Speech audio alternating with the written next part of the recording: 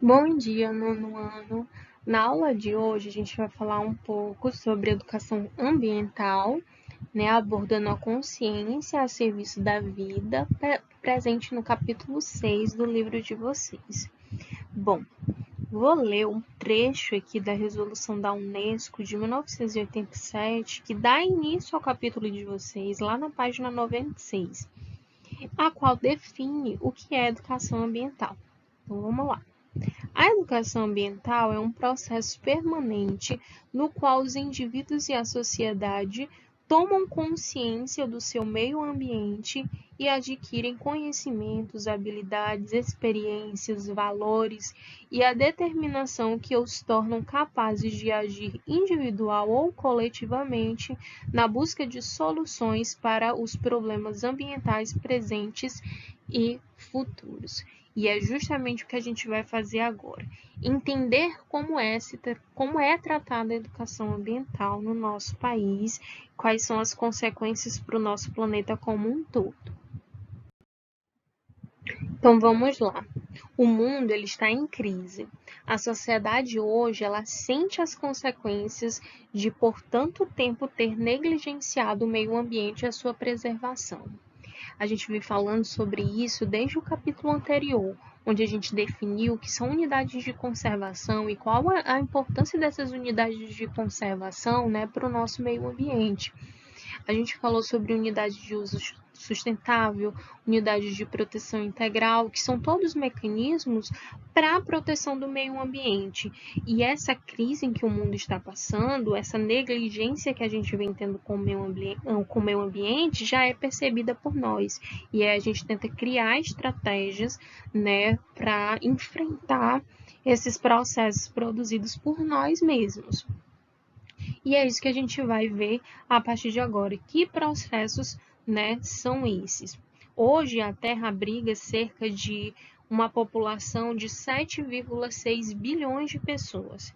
E para avaliar a sobrecarga em cima do meio ambiente, é necessário buscar de forma individual e coletiva soluções sustentáveis. Esse nome sustentável é muito importante quando a gente está aprendendo a respeito desse conteúdo. Por quê? Porque saber o que é sustentabilidade nos posiciona melhor em relação à educação ambiental em que a gente está inserido. O que é sustentabilidade? Sustentabilidade não é você deixar de, né, se aprimorar, usar os recursos naturais, fazer uso do meio ambiente. Não.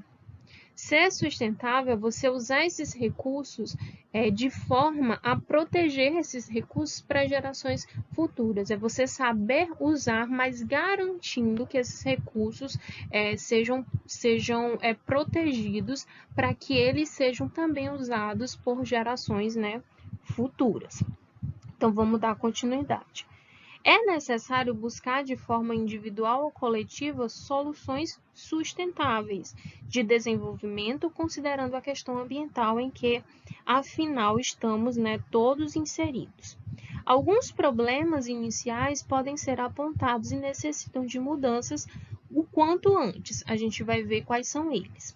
É a superpopulação, é a poluição em si, né? A gente vai ver também sobre a degradação do solo, sobre o desmatamento, sobre a degradação da fauna e da flora, a extinção das espécies, degradação ambiental, introdução das espécies exóticas, o comércio de espécies silvestres, a caça predatória.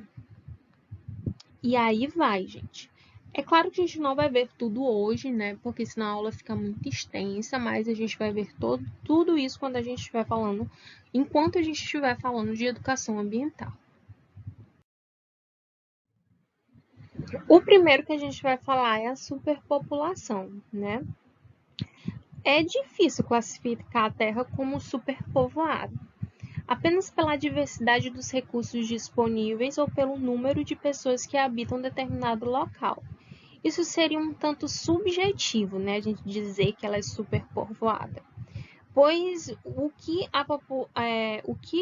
pode ser superpopuloso na América, pode não ser na Índia, do mesmo que não pode ser imprescindível determinado recurso na Índia e esse mesmo dispensável, por exemplo, na África.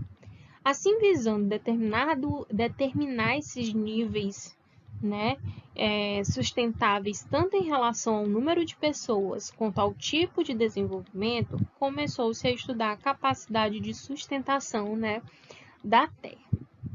A solução mais adequada para esse problema da superpopulação é, sem dúvida, o controle da natalidade. E o que é isso? Controlar a quantidade de pessoas que nascem em determinada parte do planeta. Ora, quanto mais indivíduos, mais necessidade de divisão dos recursos naturais que estão disponíveis para a gente, não é verdade? Ou melhor, maior a necessidade de repensar a extração desses recursos de forma desenfreada, ou seja, não pensando nas gerações futuras, não sendo sustentável. A busca de alternativas talvez seja um dos caminhos. Vamos utilizar, por exemplo, a questão da alimentação e, consequentemente, da agricultura. Sem dúvida, uma das maiores preocupações que se deve ter quanto ao aumento no número de pessoas no mundo é como alimentar esse tanto de gente. A escassez de alimentos é um alerta vermelho constante no planeta, né? Além disso, a distribuição também desses alimentos se dá de forma desigual. Os países que são considerados como desenvolvidos tendem a consumir em excesso, em grande quantidade, além de desperdiçar muito alimento. Por sua vez, há escassez de alimento em países que são considerados pobres. Quando se fala em superpopulação, é preciso a gente ficar alerta também ao grande impacto causado pelos centros urbanos, as metrópoles, as megalópolis, centros urbanos, parecem brotar em lugares antes inabitados, construindo-se muitas vezes sem planejamentos, áreas industriais e residências sem considerar o ecossistema em que ele está inserido, ali presente. Quanto mais pessoas, maior se torna a necessidade por novos espaços no ambiente.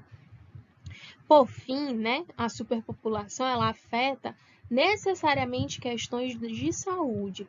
É preciso pensar urgentemente em sistemas de saneamento básico para tantas pessoas, em preservação de doenças, em sistemas de saúde, em satisfação das demandas daquela população, e não é fácil, por exemplo, conter epidemias nem no contexto global como o que a gente está vivendo. Outro problema, enfrentado por nós é a poluição. Cada vez mais o meio ambiente ele se sobrecarrega de dióxido de carbono.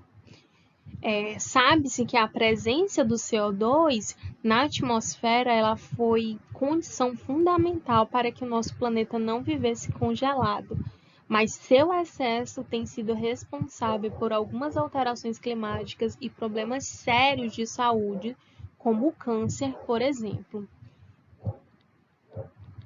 No caso das águas, a poluição ela vem se agravando com mais intensidade devido ao lançamento de lixo nos nossos rios, esgoto doméstico, industrial, naufrágios de navios petroleiros, deposição de metais pesados ou substrato, elevação da temperatura de efluentes provocada pelas usinas nucleares, não é muito comum no nosso caso, mas tem, desencadeamento grande comprometido na biodiversidade, entre outros. No caso, uma das soluções está na adoção de medidas ligadas a serviços de saneamento e tratamento do lixo e do esgoto em si. Já no solo, a poluição do solo ela ocorre, portanto, a partir do depósito de compostos químicos tóxicos, agentes radioativos e outros resíduos de origem domiciliar, hospitalar e industrial, acarretando efeitos adversos na saúde do animal, vegetal e na microbiologia daquele meio ambiente, Aí a gente sabe, né, que nas áreas urbanas, o grande causador da poluição é a quantidade de lixo, né, que é despejado nesses ambientes. Em áreas rurais, os maiores inimigos do solo são os agrotóxicos e os fertilizantes. O primeiro tem por finalidade eliminar possíveis pragas, né? Os agrotóxicos é eliminar insetos, vermes, micro-organismos. Mas lá o segundo ele possui, né, uma suma importância na correção da deficiência do solo para que essa plantação seja, né, seja produtiva a quem esteja ali plantando. Mas usado de forma descontrolada pode sobrecarregar a quantidade de nutrientes, alterando a sua composição natural. Para que o solo seja então preservado, é preciso mudanças práticas diárias dentro e fora de casa. E algumas delas são. Aí a gente vai ver essas mudanças que têm que ser feitas, práticas positivas e diárias para minimizar o efeito desses fertilizantes.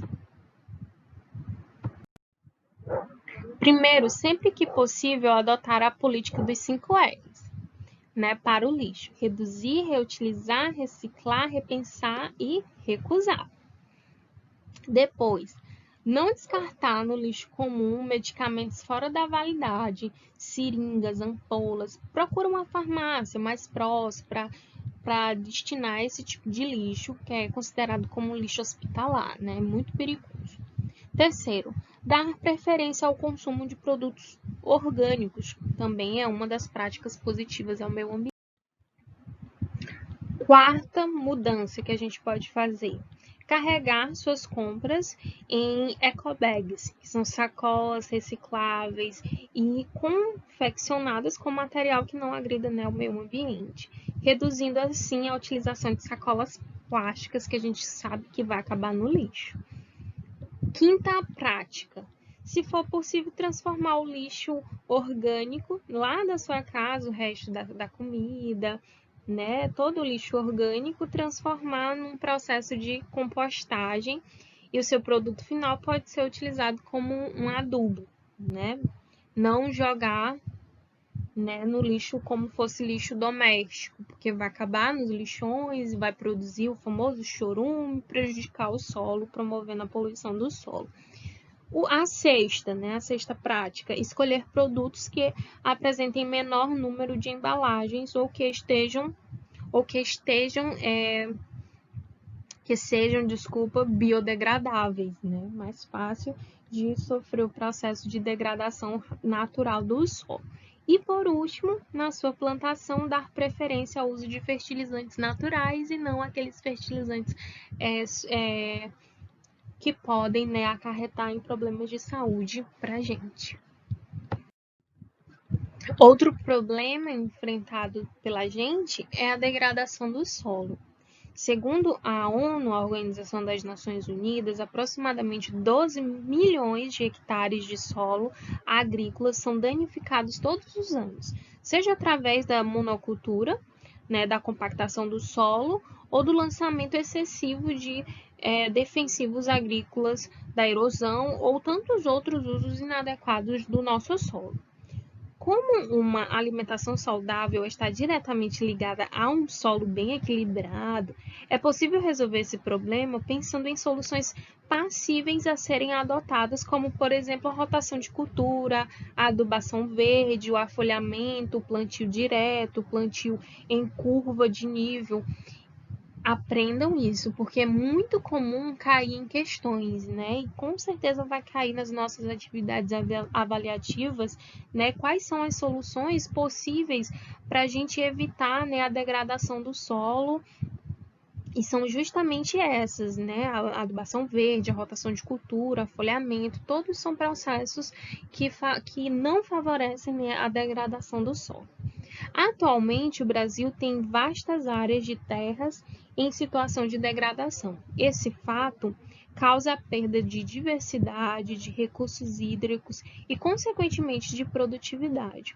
O planejamento do uso do solo baseado em estudos e dados coletados sobre cada região é de fundamental importância para reverter essa situação. É aquela questão. A gente conhecendo, a gente pode, né, reverter a situação ruim em que a gente está inserido. Mas se a gente não sabe o que está acontecendo, é mais difícil da gente reverter essa situação. Por último, da aula de hoje, né, porque a gente ainda vai dar continuidade, a gente vai falar um pouco sobre o desmatamento. Também responsável pela degradação do solo, o desmatamento e a degradação de florestas são algumas das maiores ameaças sofridas pelo meio ambiente.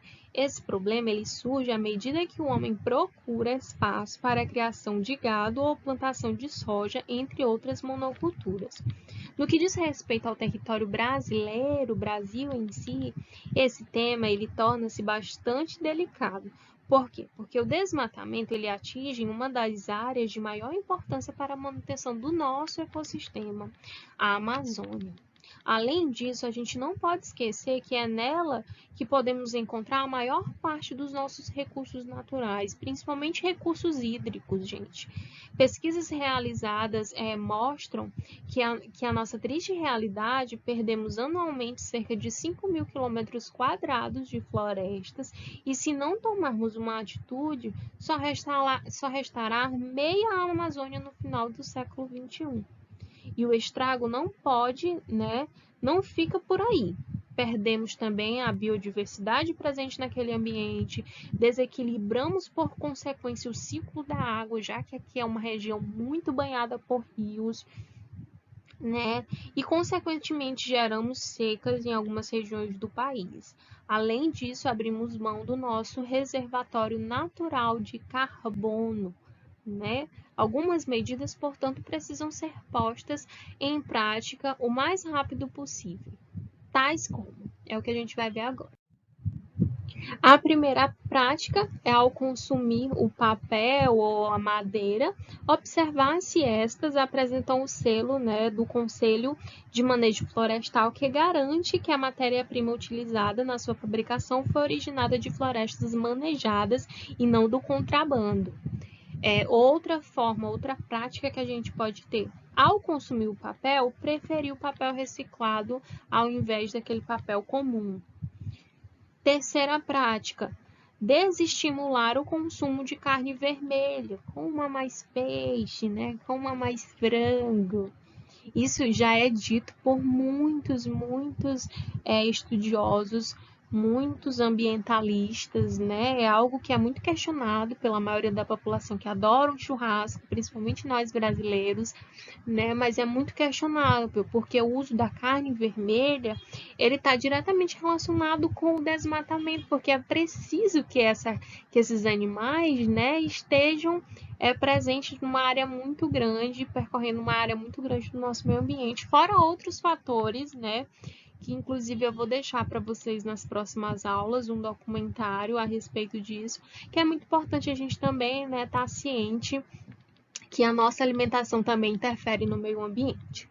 E por último, e não menos importante, uma prática, né, que a gente deve ter é não adquirir e, inclusive, denunciar a venda de terrenos em áreas ecologicamente protegidas. E aí, na aula passada, a gente viu que áreas são essas, as unidades de conservação e tudo.